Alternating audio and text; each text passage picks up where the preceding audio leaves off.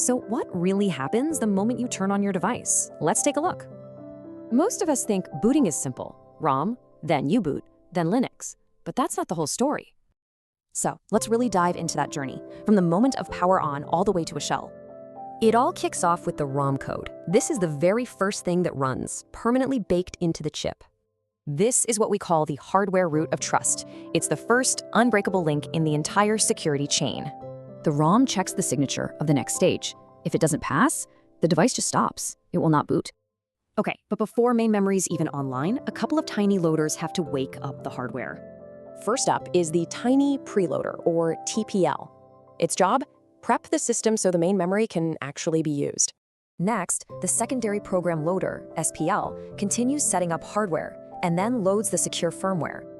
And this is where things get interesting. The process literally splits into two worlds, one secure and one normal. Think of trusted firmware A as a guard. It creates that protected, secure world for sensitive operations. And inside that secure bubble, that's where OPTE runs. It's a totally isolated OS just for handling secrets. It handles super sensitive stuff like crypto keys and DRM. The normal OS can't ever touch this data directly. Only after that whole secure foundation is built does control finally get passed to the familiar U-boot bootloader. And U-boot does way more than just load the OS. It finishes hardware setup and handles secure updates. And at last, U-boot passes control to the Linux kernel, which really brings the operating system to life. The kernel kicks off system services, and finally, there it is, the shell prompt you were waiting for.